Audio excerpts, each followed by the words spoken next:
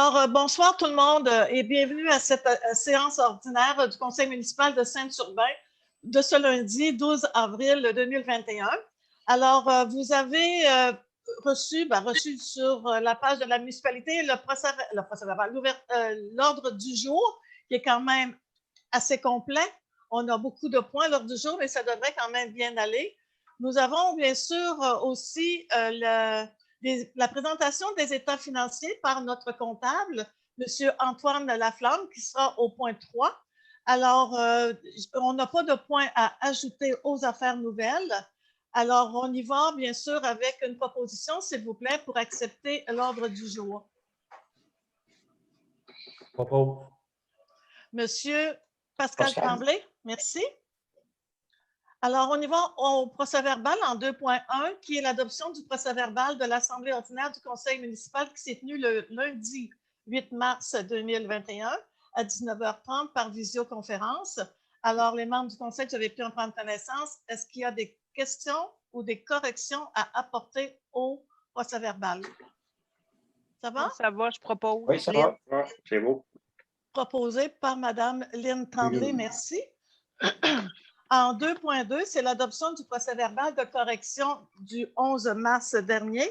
Alors, vous avez une correction concernant un numéro de lot.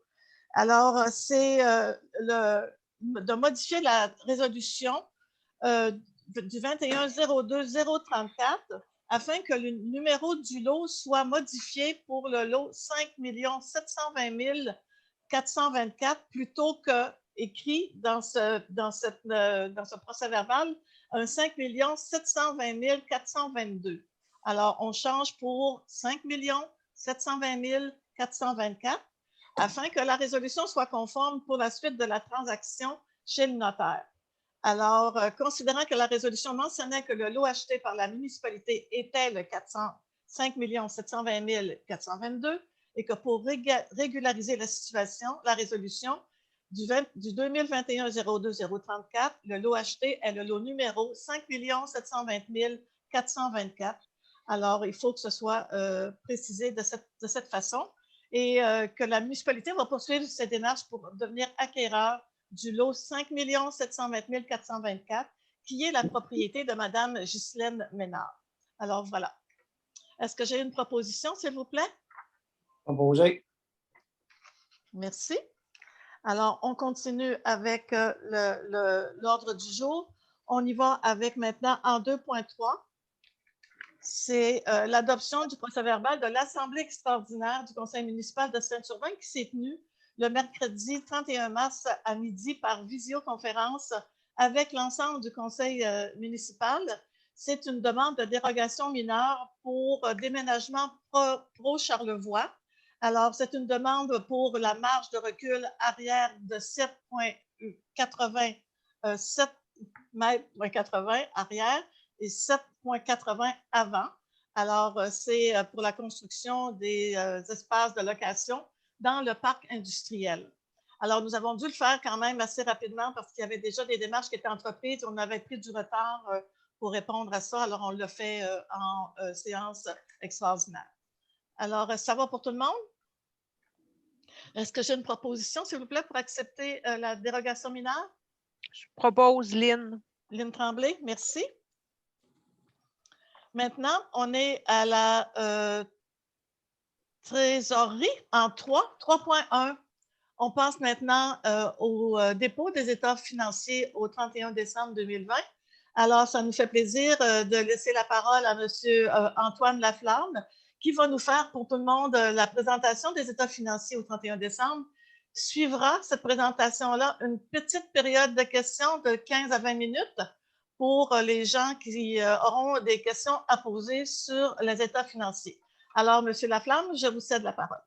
Merci, Mme Simard. Donc, exactement. Donc, ce soir, c'est la présentation du rapport financier de la municipalité de Saint-Urbain pour l'exercice du 31 décembre 2020.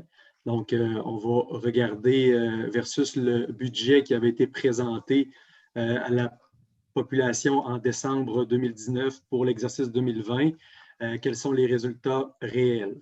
Donc, un peu de formalité. Là, je vais commencer par vous lire un court extrait de notre rapport de l'auditeur indépendant de notre firme Aubé-Anctil, Pichette et Associés. Donc, juste pour vous dire que nous avons fait l'audit des états financiers de la municipalité de Saint-Urbain. Puis, on a conclu que les états financiers que vous allez voir là respectent de façon significative là, les normes comptables canadiennes pour le secteur public. Donc, on a fait la vérification, puis il n'y a pas de réserve au rapport. Donc, ceci étant dit, on va aller voir qu'est-ce qu'il y en est là, de ce résultat-là. Donc, je vais y aller immédiatement avec le surplus de l'exercice. Donc, on a un excédent de fonctionnement de 320 867, là, 321 000, on va arrondir au fin de la présentation. Quels sont les éléments pour arriver à cet excédent-là? Bien, on a des revenus de fonctionnement de 2 259 000. Quand je dis fonctionnement, c'est parce que c'est pour le fonctionnement et non pas pour l'investissement. L'investissement est traité à part, on en parlera également plus tard. Ensuite, il y a des charges, donc des charges pour 1 705 000, des remboursements de notre dette à long terme pour 169 000, et puis des affectations pour 64 000, ce qui donne un excédent de fonctionnement, là, comme je vous ai dit, pour l'exercice 2020 de 321 000. On va aller voir rapidement chacun de ces 4 éléments-là. Donc, vous avez toujours là, un tableau que je vais vous présenter. Donc, on a la réalisation 2020, donc qu'est-ce qui s'est passé pour vrai versus ce qui était prévu au budget. Donc, sous les différentes catégories.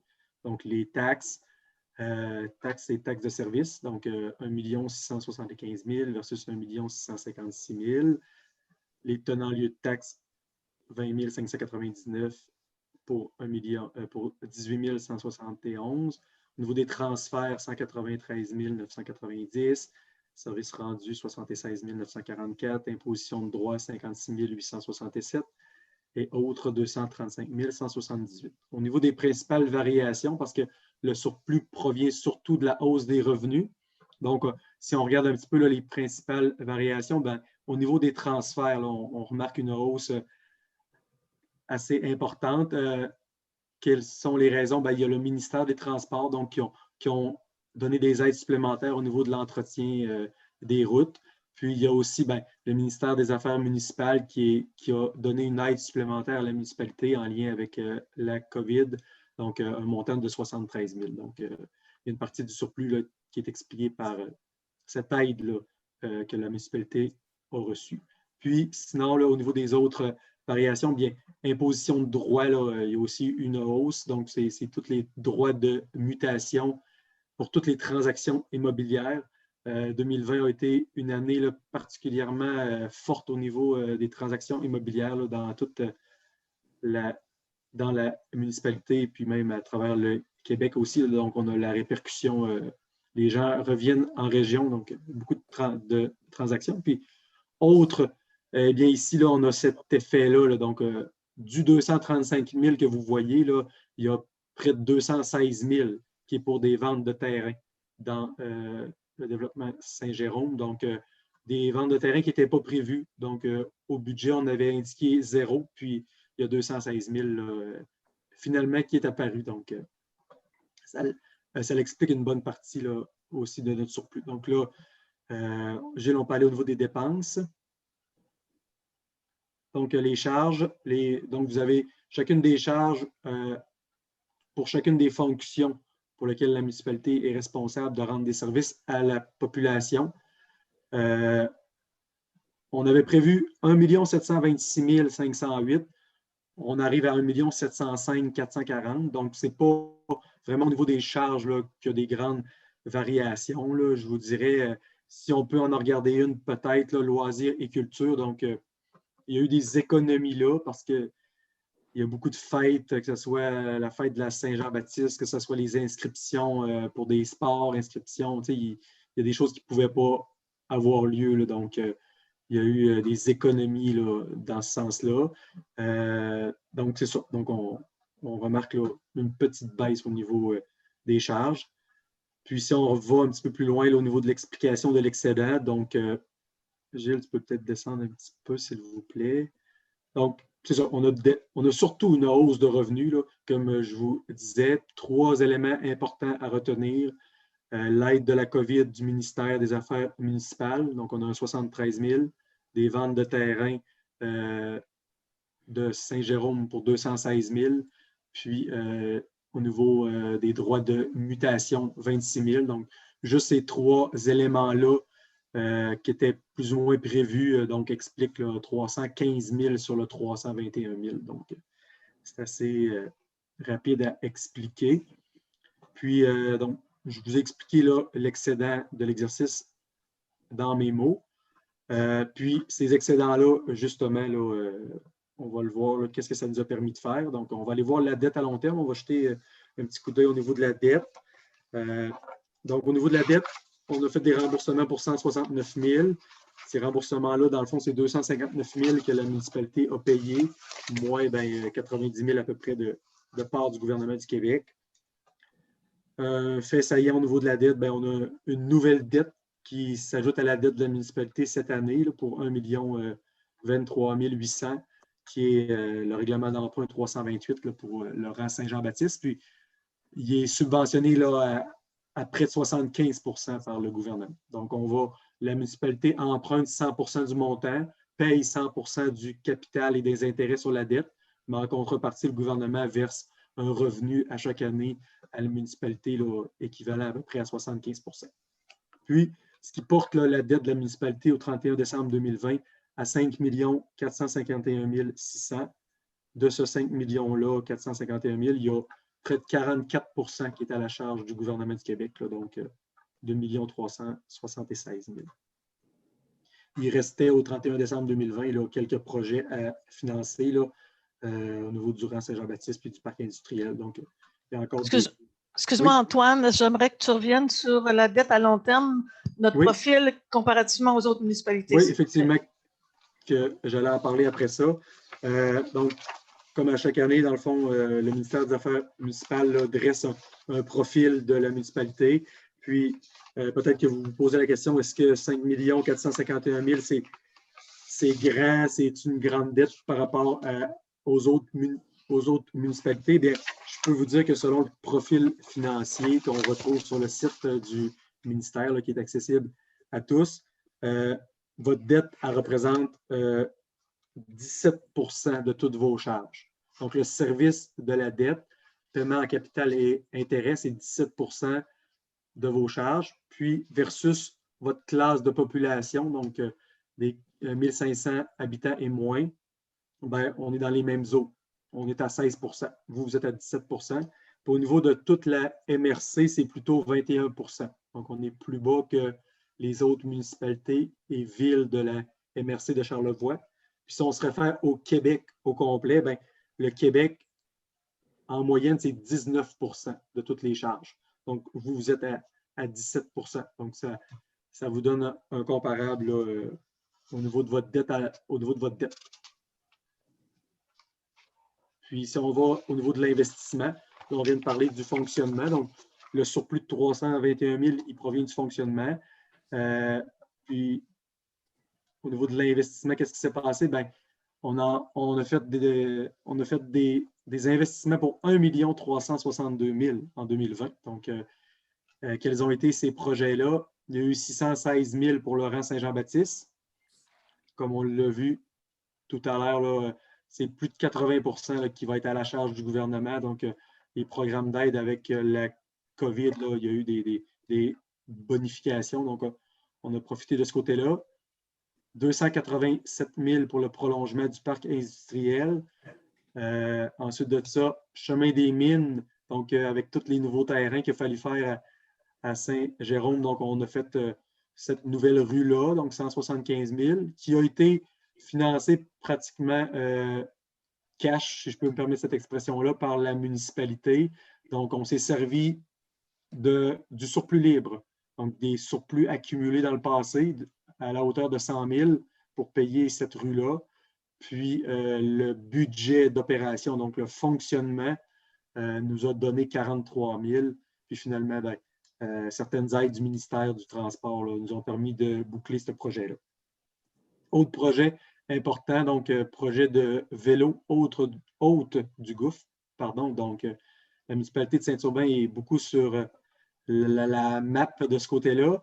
Donc, vous avez fait des projets très intéressants qui sont financés pratiquement à 100% là, par le ministère des Études supérieures et puis la MRC. Puis, il y a eu au niveau de la voirie aussi là, certains projets, un nouveau pick-up, puis l'achat d'un balai rotatif là, avec la municipalité de Saint-Hilarion. Et puis, au niveau du développement de sentiers de vélo à Saint-Jérôme, on a encore fait des nouvelles pistes, donc 54 000 de ce côté-là, financés avec nos partenaires qu'on voit là, la MRC, Desjardins, FA, c'est le fonds d'administration, puis d'autres petits projets au niveau de la tech là, qui est pour les égouts, l'eau potable, des trucs comme ça. Puis, on a poursuivi également là, au niveau du parc industriel pour la phase 3. Donc, 1 362 000 de dépenses d'investissement. Finalement, les 2 points qu'il reste, au niveau des affectations, on avait vu un peu plus haut que c'était un des points qui conciliait le surplus, donc 64 000 au niveau des affectations. Qu'est-ce qui est arrivé? Bien, comme je vous disais, on a fait 119 000 d'activités d'investissement à même le budget. Donc, le budget courant de fonctionnement a participé là, à la hauteur de 119 000 aux investissements. Donc, on a tous les revenus supplémentaires qu'on a eus ont servi à faire ça. Quand je parlais qu'on a payé cash le chemin des mines ou presque, bien, c'est les terrains qu'on a vendus qui ont permis de faire ça. Là. Puis les autres éléments d'affectation, ben c'est selon ce que le conseil a bien décidé. Donc, il y avait un revenu de 39 000 pour équilibrer votre budget au niveau des coûts de terrain. Donc, il y a un autre revenu de 22 000. On a remboursé le fonds de roulement pour 50 000. Donc, c'est une dette qu'on a à l'interne. Donc, on a fait un remboursement anticipé de ce côté-là également. Puis, au niveau des frais de financement, il y a un 13 000 puis un 31 000 là, au niveau du parc industriel pour combler l'écart entre la dette et les ventes de terrain. Donc, ça, c'est un mécanisme prévu par la loi. Donc, là, je vais peut-être un petit peu trop loin. Puis, juste pour mettre un accent là, sur différents surplus et réserves que la municipalité possède suite à ce résultat-là, bien, si on parle du surplus libre, donc le surplus qui est disponible, qui n'est pas affecté à aucune autre fin, c'est 551 000 au 31 décembre 2020. Ça représente, pour votre information, 28 du budget de fonctionnement de la municipalité, qui est à peu près à 2 millions. Si on se réfère au profil financier, c'est-tu beaucoup, c'est-tu pas beaucoup? Bien, les autres qui sont dans votre classe de population de 1500 et moins, bien, eux, c'est plutôt 34 %. Là, vous, c'est 28 %. À travers le Québec, c'est 16 %. Puis à travers la MRC, c'est 18 %. Ça, c'est les chiffres de 2019. C'est certain qu'il va peut-être avoir d'importants surplus là, à travers les municipalités en 2020. Donc, sûrement que ces barèmes-là vont grimper pour l'entièreté de la province. C'est ce que je pense. Donc, vous êtes à 28 %, ce qui est en bas de la classe de population que vous faites partie, mais en haut de ce que le Québec là, fait en moyenne. Donc, ça vous donne une marge de manœuvre intéressante, là, si je peux me permettre ce commentaire-là, pour vos projets là, qui sont à venir, que vous connaissez, là, vous qui suivez les séances du conseil, là, vous connaissez les beaux projets que vous avez. Puis, il y a déjà des sommes qui sont réservées là, pour faire certains projets. On a la réfection de la toiture de l'hôtel de ville. Bien, on a déjà un 28 000 qui est réservé pour ça. Là. Fait que, voilà là, pour les différents surplus. Moi, ça compléterait ma présentation. Je suis très ouvert aux questions, aux commentaires. C'est des trucs que vous n'avez pas compris, des termes plutôt comptables que j'ai utilisés, là, que vous voudriez avoir plus d'explications. C'est votre rapport financier de votre municipalité. Donc, sentez-vous très à l'aise. Il n'y a pas de problème.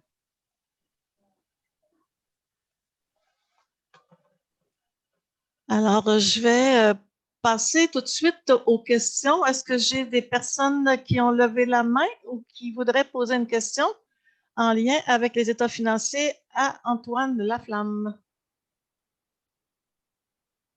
Vous êtes sage.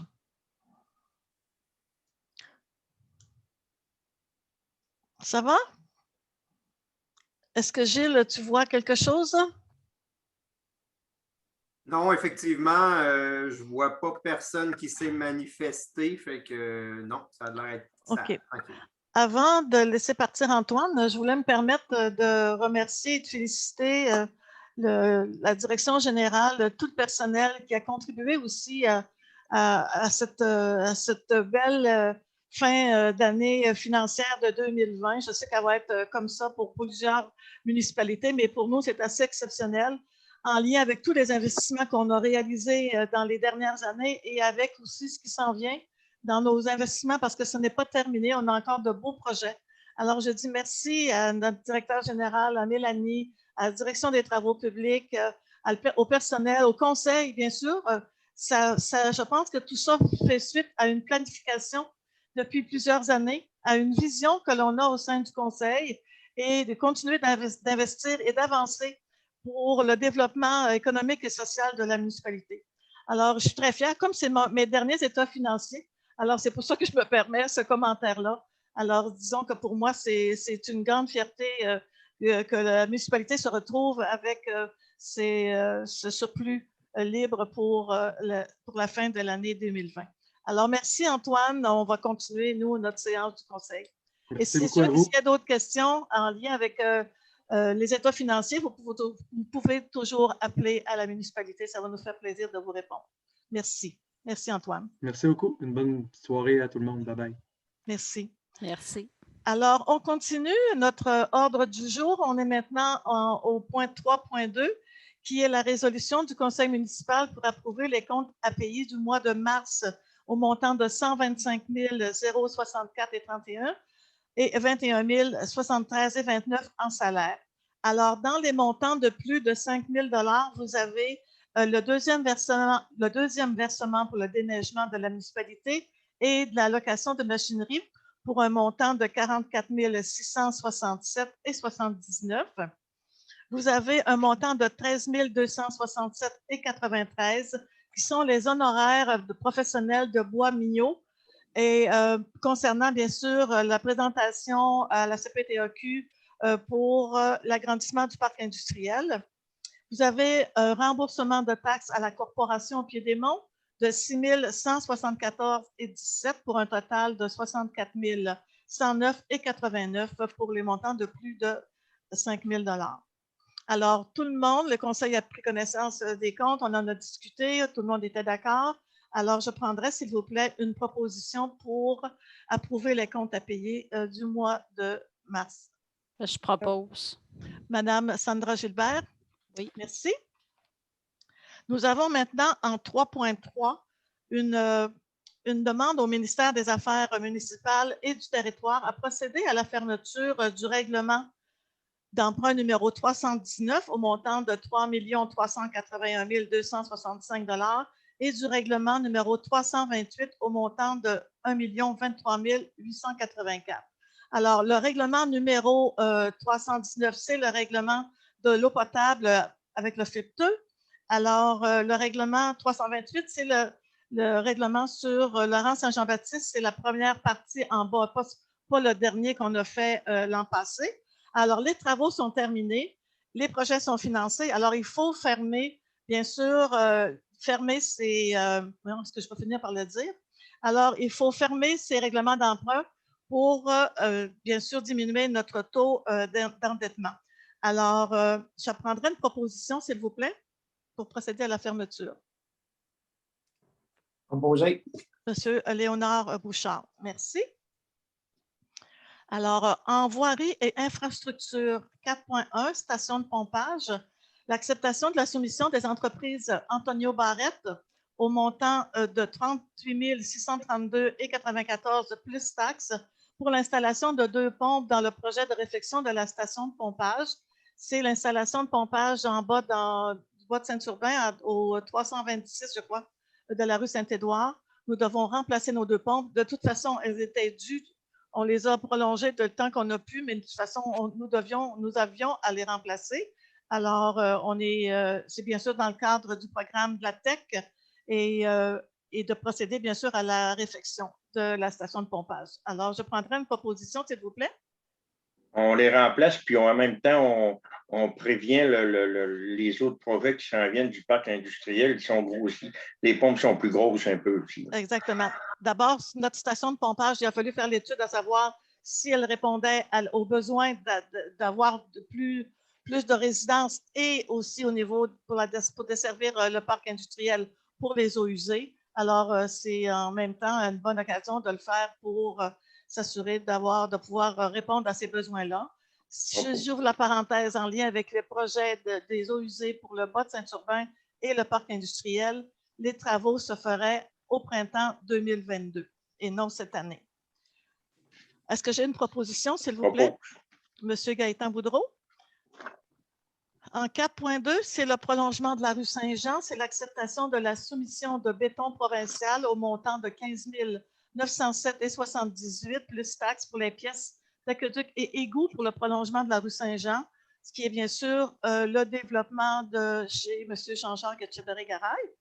Alors, je prendrai, s'il vous plaît, une proposition pour cette soumission. Propose. Monsieur Pascal Tremblay, merci. En 4.3, le débitmètre, l'acceptation de la soumission d'Everest Automation au montant de 9 512 et plus taxes pour le débitmètre sectoriel de la rue Saint-Jean, pour le prolongement, bien sûr, de la rue Saint-Jean. Alors, je prendrai une proposition. C'est toujours dans le même projet. Je propose. Madame Sandra Gilbert, merci. En 4.4, le prolongement de la rue Saint-Jean, toujours, l'acceptation de la soumission de MCO Corporation au montant de 44 975,75 plus taxes pour les pièces d'aqueduc et égouts pour le prolongement de la rue Saint-Jean. Proposition, s'il vous plaît, Monsieur Gaëtan Boudreau. Merci. J'ai en 4.5 le prolongement encore de la rue Saint-Jean, c'est l'acceptation de la soumission de monsieur pour Yvon Duchesne et Fils au montant de 22 706,86 plus taxes pour les pièces du pluvial et d'égout pour le prolongement de la rue Saint-Jean. Alors, on est bien fiers de faire affaire avec Yvon Duchesne et Fils pour cette résolution pour le projet le prolongement de la rue Saint-Jean. Alors, je prendrai, s'il vous plaît, une proposition. Lynn, je propose. Madame Simard. OK. Lynn Tremblay, merci. Alors, au point 5, incendie et sécurité publique, en 5.1, c'est l'acceptation de la soumission de la ville de Baie-Saint-Paul au montant de 2 millions, on va se calmer, là. C'est 2 168,68 sous. C'est concernant plus taxes pour la formation d'opérateurs d'autopompes pour deux pompiers. Alors, je prendrai là aussi une proposition, s'il vous plaît. Proposé. Merci. Alors, en 5.2, c'est une résolution pour accepter le rapport annuel d'activité 2020 du schéma de couverture de risque du service incendie. Alors, ce rapport, on le fait à chaque année et bien sûr, c'est d'atteindre des objectifs pour la prévention. On parle de l'évaluation et analyse des incidents, de réglementation municipale en sécurité incendie, d'installation, vérification du fonctionnement des avertisseurs de fumée, l'inspection des risques plus élevés, sensibilisation du public. On parle d'intervention pour les risques faibles, les risques élevés, les réseaux d'aqueduc, véhicules d'intervention. Alors, c'est ça qui doit être fait à chaque année avec, bien sûr, la collaboration de la ville de Baie-Saint-Paul qui s'occupe de ce schéma de couverture de risque incendie. Alors, je prendrai une proposition, s'il vous plaît, M. Gaëtan Boudreau. Merci. Alors, en urbanisme, 6.1, 6.2, 6.3, j'aimerais ça, M. Gagnon, s'il vous plaît, que vous faisiez la présentation de la première dérogation mineure, qui est une demande pour la propriété de Mme Angéma Gravel pour le lot numéro 5 719 847 dans le rang Saint-Jean-Baptiste. Oui, bonjour. Donc, je vais juste afficher la première information. Donc, dans le cas de la dérogation mineure pour la propriété d'Angéma Gravel, on se trouve au bout du rang Saint-Jean-Baptiste, donc sur le lot 5 719 847. C'est un lot en zone agricole où il y avait eu par le passé une demande à la Commission de protection du territoire agricole pour avoir la possibilité de construire 3 maisons. Cette autorisation-là avait été refusée, mais on avait permis à la propriété de construire une seule et même maison sur l'ensemble de la propriété, mais l'espace qui doit être occupé par les usages à caractère non agricole, donc la maison, la fosse septique, le garage, par exemple, puis le puits, doivent se trouver sur une superficie de 4000 m². Donc, les propriétaires potentiels, ceux qui ont fait une offre d'achat dernièrement avec Mme Angéma Gravel, ont un projet ils ont identifié un polygone pour pouvoir aller se construire un petit peu plus bas sur la propriété en empruntant un chemin qui est déjà existant. Si on remet là, l'image, donc on s'en va là, du côté sud d'un petit lac, là, vraiment du côté sud de la propriété. Donc, la demande qui est faite, c'est que cette zone de 4000 m²-là aurait un 20 mètres de frontage sur un 400 mètres de profondeur. Ça veut dire qu'on doit quand même identifier le frontage minimum normalement est de 50 mètres. On voit bien que dans cette situation-ci, il y a 156 mètres de frontage sur l'entièreté de la zone agricole, là, du terrain agricole, mais il y a juste une partie de 4000 mètres qui va pouvoir être construisible. Donc, le propriétaire potentiel fait une demande pour qu'on puisse identifier un polygone de 4000 m² qui va faire 20 mètres de frontage. Ça a été soumis au comité consultatif, à certains membres du comité consultatif, dans le fond, qui font partie de la population, qui ont analysé la demande puis qui ont regardé les demandes précédentes que nous avons eues là, dans le cadre de frontage, par exemple, au chemin. Et ça correspondait à ce qui avait été déjà soumis ailleurs, dans le fond. Donc, le CCU recommandait d'accepter cette dérogation.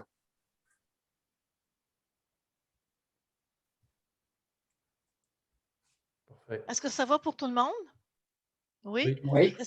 Est-ce que j'aurai une proposition, s'il vous plaît? M. Pascal Tremblay? Merci. Oui. La deuxième dérogation mineure, c'est... Excusez-moi. Excusez-moi, madame, je ne voulais pas vous interrompre. Je pense qu'il y avait eu des pourparlers lors des analyses, là, de peut-être ajouter une condition. Est-ce que des gens qui se manifestent ou je ne veux pas... Oui. C'était de faire attention pour la rue pour les pompiers, là, que ça soit accessible pompiers, ambulance. Là.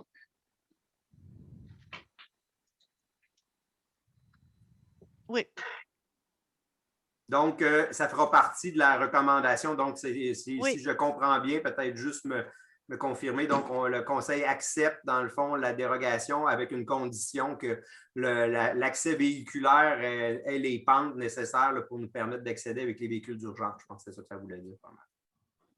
Ça va? On a parlé en saison hivernale aussi de s'assurer que le camion de pompiers pourra effectivement se rendre en cas d'incendie. Il faut que ce soit accessible à l'année, sinon il va y avoir des problèmes avec les assurances, c'est évident.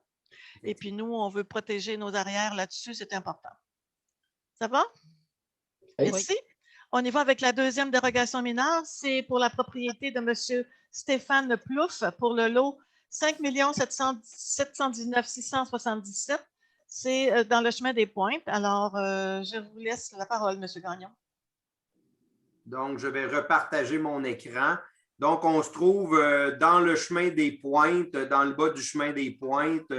Vous avez identifié le lot, là, je ne l'ai pas sur l'image, mais c'est là, 5 719 677.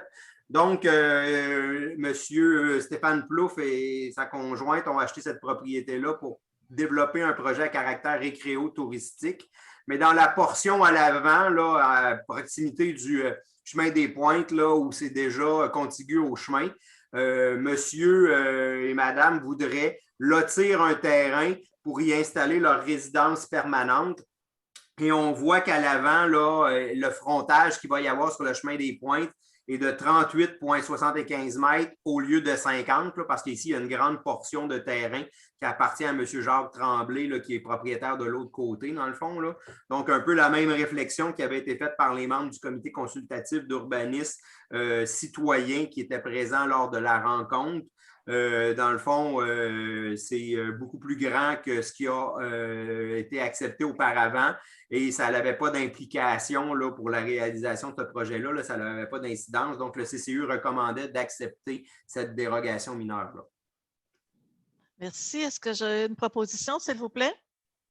Monsieur Léonard Bouchard, merci. Alors, en 6.3, c'est une demande à la CPTAQ pour le morcellement d'une propriété de messieurs Antonin et Jean-Charles Gilbert, principalement le lot 5 720 156. Est-ce que j'aimerais que tu nous en parles, Gilles, s'il vous plaît? Donc, c'est une grande propriété dans le Cap-Martin qui appartient à messieurs Gilbert et la succession. Le projet, c'est de morceler donc une portion, la portion, je vous dirais, à l'ouest du Cap-Martin, du chemin du Cap-Martin, et la portion dans la montagne à l'est du chemin du Cap-Martin. Pour conserver dans la section est du Cap-Martin un 100 hectares et pour séparer là, la portion ouest du Cap-Martin où il y a présentement de l'agriculture parce qu'un propriétaire qui en fait présentement l'agriculture sur cette terre-là, M. Carl Gilbert de la ferme Cran-Blanc, voudrait s'en porter acquéreur pour pouvoir continuer à poursuivre son exploitation puis à avoir la propriété, la parcelle de propriété qui est exploitable au niveau de l'agriculture. Donc, au niveau des règlements de la municipalité de Saint-Urbain, c'est tout à fait conforme. Donc, je vous laisse là, le conseil municipal pour décider. Alors, je prendrai une proposition. Merci, M. Gagnon. Une proposition, s'il vous plaît, pour accepter cette demande. M. Tremblay? Merci beaucoup. Ça va pour tout le monde? Oui, merci. Oui. Alors, en 6.4, c'est le développement au cœur du village. C'est l'achat du terrain de M. Jean-Jacques Etcheberry-Garay. L'achat est au montant de 260 000 plus 60 000 sur 10 ans. Alors, c'est un 47 000 mètres carrés, 47 000 au départ, mais qui est rendu à 52 000, excusez-moi, 52 000 mètres carrés. Et c'est à 5 $ le mètre carré qu'on paie pour ce développement chez M. Jean-Jacques Etcheberry-Garay. Alors, je prendrai une proposition, s'il vous plaît. Je propose Lynn. Lynn, merci. En 6.5, Boisé du séminaire, phase 2. Alors, c'est l'autorisation de signer la servitude pour Hydro-Québec. C'est très important, c'est pressant pour être capable d'avoir l'électricité rendue là-bas dans la phase 2 pour les maisons qui sont déjà en construction. On en a déjà. Alors, en lien, bien sûr, avec les phases 1 et 2 du Boisé du séminaire, je vous dis ce soir que tous les terrains sont vendus. Il n'y a plus aucun terrain disponible dans la phase 1 ni dans la phase 2. Alors, je ne pensais jamais qu'on pourrait arriver si facilement à vendre ces terrains-là. Je suis encore épatée par ça, mais je suis bien contente. Je sais que ça arrive partout en province, mais quand c'est chez nous, on est fiers d'avoir pu réaliser ça dans si peu de temps et que ça se soit autofinancé, qu'on n'a pas eu besoin d'emprunter pour l'achat du terrain. Alors, moi, je dis bravo à tout le monde, bravo à notre planification, bravo pour avoir réussi ce tour de force chez nous. Alors voilà, je prendrai une proposition, s'il vous plaît. Propose, Mme Simard. C'est qui a proposé? Denise. Denise, excuse-moi, Denise. Ta voix est changée, puis je ne t'ai pas reconnue. Merci, Denise, de la proposition. Alors, on est maintenant rendu au Boisé du séminaire toujours. Alors, voilà, on est rendu à la phase 3 aujourd'hui. C'est l'acquisition du lot 6 425 163 du séminaire de Québec. Alors, on a une entente qui s'est très bien conclue, dont on est bien fiers. Alors, c'est un 7 hectares,2 qui nous a été offert et qui est vraiment de l'autre côté de la phase 1, c'est-à-dire sur le bord de la route du rang Saint-Jérôme et en face de la phase 1 finalement. C'est pour 14 terrains disponibles possibles. Alors, c'est à 1 000 l'hectare. Alors, ça nous fait 7 200 le coût total pour l'achat de cette parcelle de terrain. Alors, je dis merci au Séminaire de Québec de leur collaboration. Pour nous, c'est un plus et je pense que c'est bon signe encore pour continuer les développements du rang Saint-Jérôme, du Boisé du séminaire. Qui m'a dit qu'il proposait déjà? Je propose. Sandra? Il n'y avait personne. Ah, excuse-moi. Merci. Alors, toujours dans le boisé du séminaire, vous allez voir, c'est tous des terrains qui se vendent, là, qui sont vendus, qui vont se vendre, c'est-à-dire, c'est la vente du terrain numéro 5 dans la phase 1 du boisé du séminaire. C'est le lot 5 720 023. Je prends une proposition ou j'attends les autres pour n'en nommer qu'un à la fois ou chaque proposeur? Qui me propose le premier? Denise, je propose. Denise, merci. 6.8, boisé du séminaire, phase 1, vente de terrain numéro 11 dans la phase 1 du boisé du séminaire, le lot 6 300 474. Une proposition, s'il vous plaît, M. Léonard? Oui. Excusez-moi. En 6.9, toujours dans le boisé du séminaire. J'ai-tu à la bonne, là? J'ai-tu passé quelqu'un, là? Non. J'ai bien rendu au terrain 17? Oui. 17, Oui. oui. Excusez-moi. Oui. Parce que là, je ne vais pas l'oublier. Vente de terrain numéro 17 dans la phase 2 du boisé du séminaire, le lot 6 391 198. Je prendrai une proposition, s'il vous plaît. Je propose Denise. Ah, vas-y, Denis. Madame Gérard, elle propose à Saint-Jérôme, c'est tout dans mon Ouais. secteur. Elle dit go, go, go, on y va. On y va. Continue. Merci, Denise. Excusez-moi. Alors, en 6.10, toujours dans le boisé du séminaire, vente de terrain numéro 18, toujours dans la phase 2 du boisé du séminaire, le lot 6 391 197. Qui va lever la main avant Denise? Lynn, je Oui, propose. Lynn, merci. Toujours dans le parc industriel à 6.11. On y va dans le parc industriel, cette fois pas toujours dans le boisé du séminaire, dans le parc industriel. C'est la vente du terrain numéro 16, le lot 6 272 785 à M. André-Marie Simard. Et là aussi, dans le parc industriel, c'est complet. Il n'y a plus... Excuse-moi. Gilles, tu voulais dire quelque chose? Oui, peut-être juste une petite précision là, pour être sûr là, que c'est bien noté là, lors de la résolution, dans le fond, là, c'est que c'est le terrain à l'arrière du terrain 15. Donc, dans le fond, effectivement, là, M. André-Marie Simard va pouvoir occuper le terrain 15 qui était déjà en train de construire, puis occuper le terrain 16. Mais dans le fond, c'est important là, de rappeler qu'il n'y a pas l'obligation de construire, comme dans les autres cas là, où on a eu cette situation-là, là, il n'y a pas l'obligation de construire sur le terrain 16. Il n'y a pas la préférence d'achat non plus parce que ce terrain-là va faire partie d'un même ensemble avec le terrain 15, dans le fond. Là. Présentement, on n'a pas d'accès à ce terrain 16-là là, parce qu'il y a une partie qui a été condamnée à cause d'un milieu humide. Je voulais juste préciser ça. Ça va? Oh. Qui, M. Gaëtan Boudreau? Merci.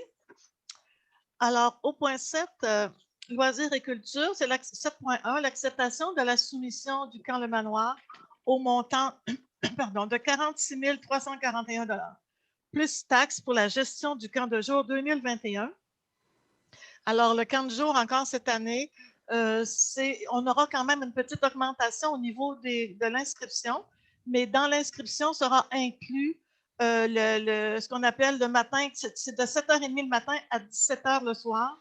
Alors, on se dépêche de s'inscrire. C'est encore un clé en main de la part du camp Le Manoir. Et je suis encore, la municipalité, on est très fiers encore de pouvoir compter sur le camp Le Manoir pour l'organisation de notre camp d'été à Saint-Urbain. C'est majeur pour nos gens, c'est majeur pour nos familles. Et on parle bien sûr aussi c'est quand même un montant que les gens peuvent trouver énorme. Il faut comprendre que là-dessus, là, c'est eux qui s'occupent de tout.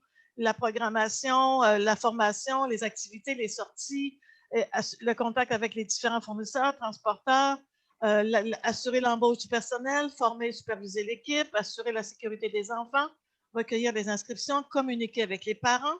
On parle d'acquérir tout le matériel nécessaire à l'animation, utiliser les lieux en personne prudente et diligente, se conformer aux lois et règlements en vigueur, signaler à la municipalité tout problème, évaluer le camp offert, assurer la conformité du camp au cadre de référence des camps de jour municipaux de l'Association des camps du Québec et prendre en charge la visite de conformité s'il y a lieu.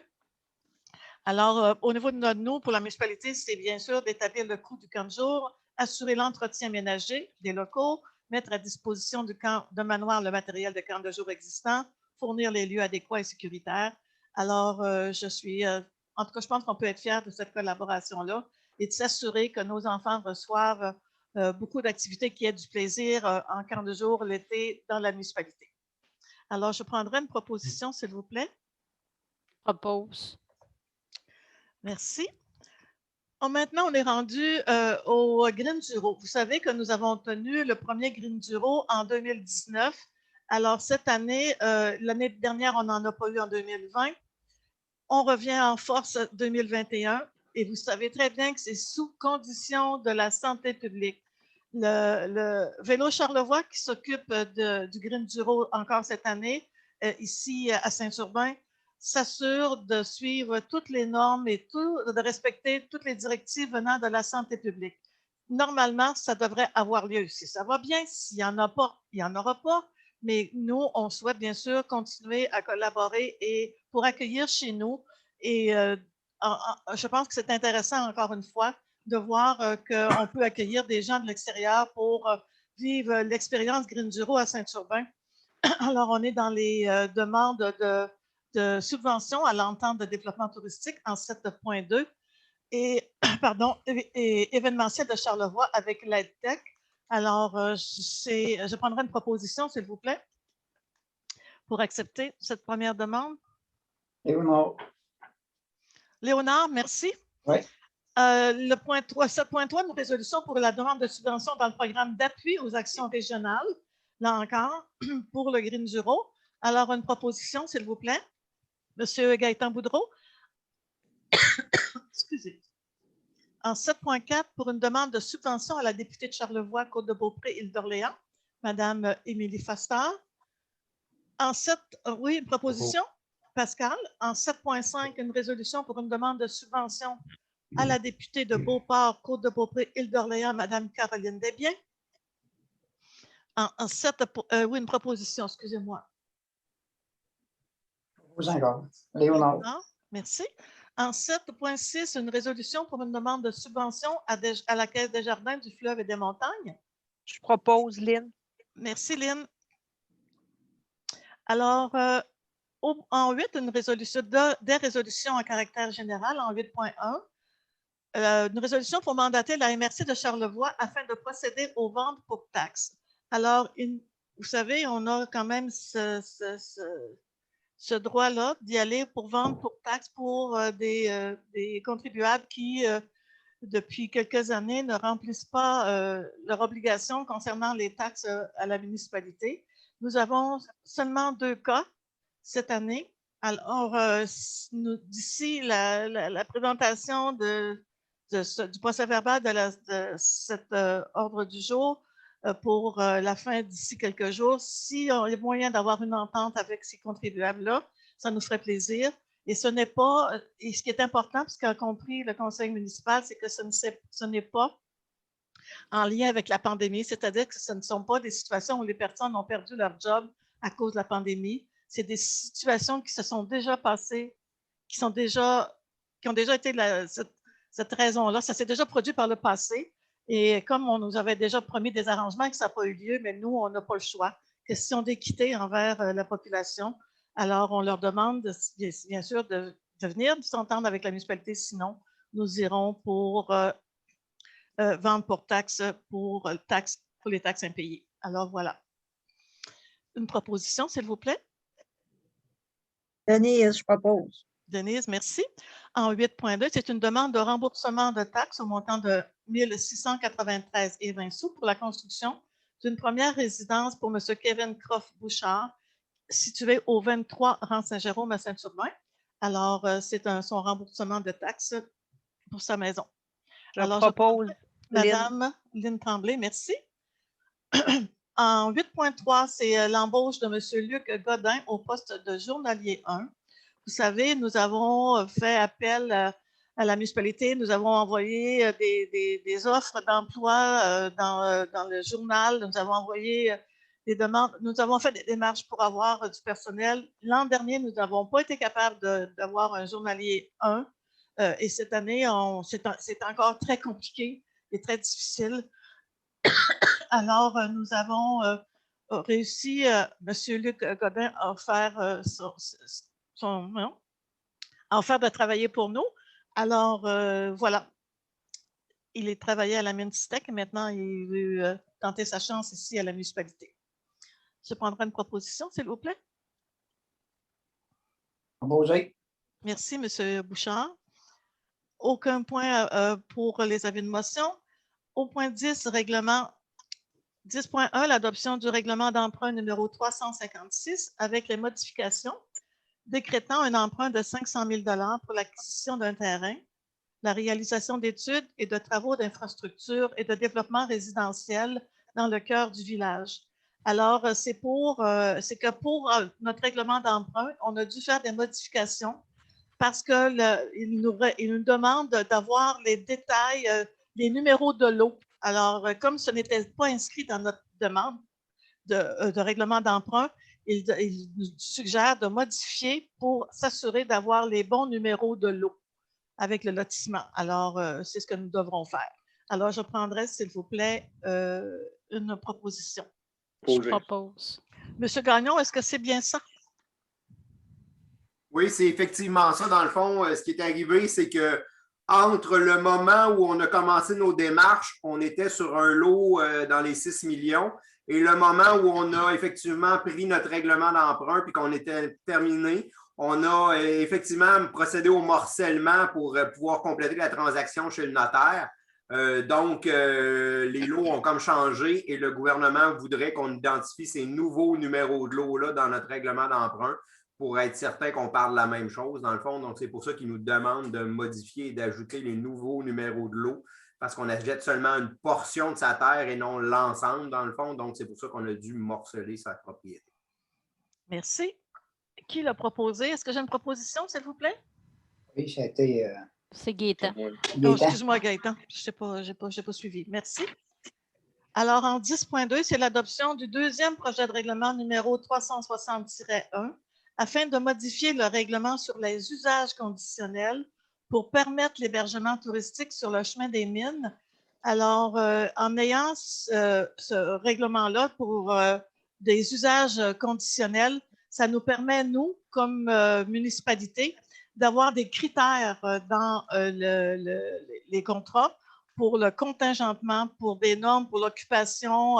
Alors, c'est important de pouvoir nous valider quand le promoteur va venir pour l'achat d'un terrain et de ce qu'il veut en faire, de s'assurer qu'il réponde aux critères qui seront exigés par la municipalité.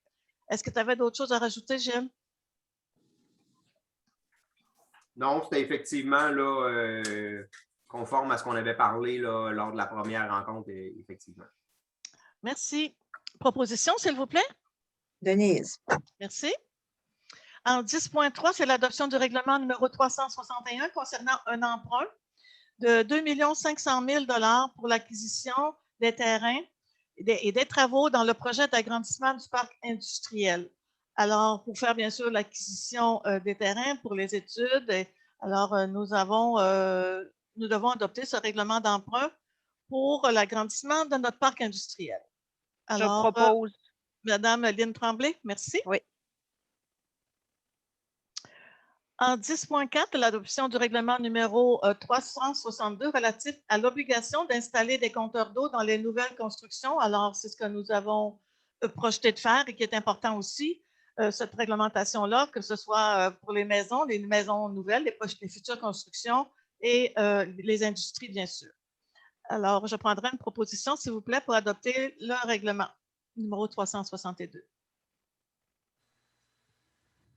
Ça va? Qui propose? Monsieur Léonard Bouchard, merci. Ouais. Alors, on est maintenant rendu en 11 au niveau de la correspondance. Alors, dans la correspondance, j'ai le Club Bon Cœur pour le défi Bouger en cœur, 12e édition. C'est une demande d'aide financière.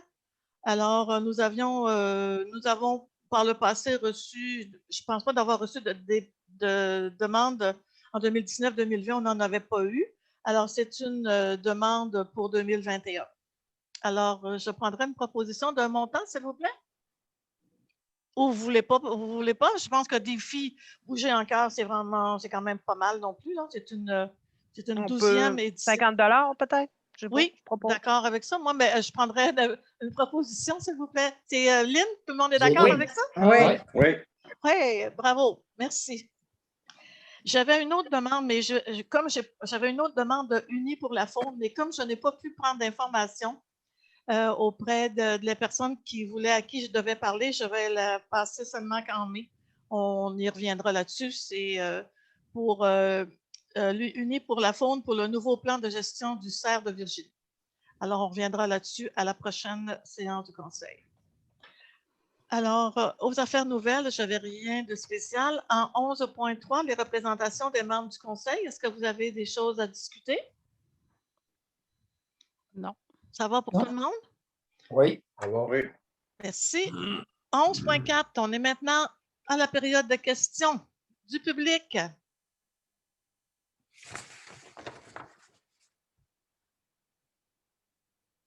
C'est silencieux.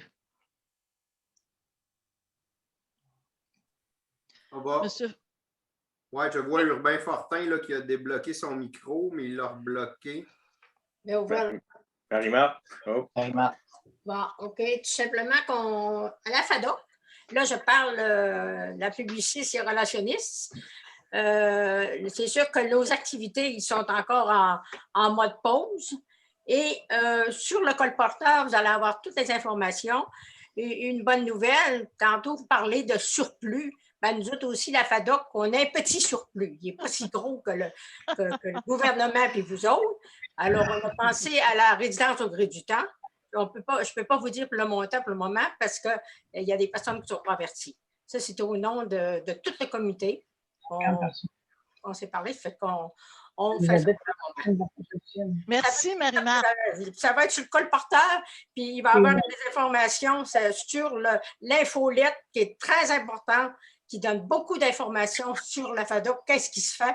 C'est sûr que nous autres, tout est sur pause, mais à Québec, ça brasse quand même. Là. Ils donnent beaucoup d'informations, puis ils travaillent beaucoup pour nos aînés. Donc, j'en suis une. Merci beaucoup. Oh, tu n'es pas la seule. Merci, Madame Fortin. Monsieur Fortin, Urbain? Bonsoir tout le monde. Est-ce que tu m'entends? Très bien. OK. Monsieur, en fin de semaine, ça a fait un tour à la pointe. Et puis le chemin des Pointes, en bas, il y a beaucoup de lornières, beaucoup de la côte, il y a encore de la neige, ça passe pas. Mais si les véhicules, parce que moi j'ai monté à pied, si les véhicules s'aventurent dans la côte, ils vont tout briser. Parce que je calais au moins 3-4 pouces à pied, là. Tu sais, à un moment donné, je sais pas, là. Parce qu'elle va tous briser. C'est juste ça qu'on peut dire. Ouais. Ça serait bien dommage qu'on brise. Je pense qu'on va demander à nos employés des travaux publics d'aller voir qu'est-ce qu'ils pourraient faire pour arrêter ça le temps que ça sèche. Oui, mettre des cônes un peu le temps du défil. Mais... Ouais. Merci. Est-ce que tu as autre chose? Non, ça va? Est-ce que j'ai d'autres questions du public? Attendez un peu, j'ai encore un autre. Enfin, par rapport à la FADOC, c'est tout simplement que je suis une marcheuse, une droguée de la marche. Puis en marchant, je rencontre tellement de masses à terre, ça n'a pas de bon sens, des masses qui jettent ça le long du chemin. Y a-t-il quelque chose à faire pour la municipalité d'avertir? Ça a l'air drôle, là. Mais en tout cas, toute fois que je vais marcher, j'ai dit ça. Puis ramasser, je ne peux pas faire ça. Ouais. Puis, je pense qu'il y a des choses qu'il faudra faire, là, parce que même en circulant dans le cœur du village, on ne parlera pas des fossés en bas de Saint-Urbain, là, parce que rien qu'à voir, c'est épouvantable, mais il y a des choses qu'on pourrait travailler là-dessus. C'est sûr qu'en ayant du personnel, ça va peut-être nous aider aussi à... Mais il va y avoir du nettoyage qui va être fait, mais on est comme tôt non plus dans la saison, il ne faut pas l'oublier. Hein? Mais la meilleure chose qu'on peut faire, c'est demander aux citoyens, s'il vous plaît, de jeter vos masques dans des endroits appropriés, puis de ne pas toujours laisser traîner, là, puis de jeter par terre. Mais c'est bien évident que si chacun respectait son environnement, ça serait beaucoup mieux. Mais on va continuer à voir qu'est-ce qu'on peut faire de ce côté-là. Là, tu as une note dans le colporteur. Oui, dans le colporteur. Ouais. OK, merci. Oui, je l'ai pris en note. Merci, Mme Tremblay. Merci, Mme Fortin. Est-ce que j'ai d'autres questions? Ça va pour tout le monde? Bien. Il me reste donc à vous souhaiter le bonsoir, à vous dire à la prochaine, ce qui sera au mois de mai. Je vous souhaite de garder la santé, de suivre les directives, d'être prudent comme toujours. Et puis, on est tanné, oui. On veut sortir, oui, mais là, il faut encore être prudent parce que ce n'est pas terminé. Alors, on invite les gens à aller se faire vacciner et puis d'en profiter le mieux que l'on peut. La chance qu'on a, c'est qu'on vit dans une région extraordinaire et qu'on a du grand air, qu'on a de l'espace. Et puis, on est encore chanceux de pouvoir en profiter. Merci tout le monde. Bonne fin de soirée. Propose enlever de l'Assemblée, Mme Simard. Oh, merci, Denise. J'allais l'oublier encore. Merci.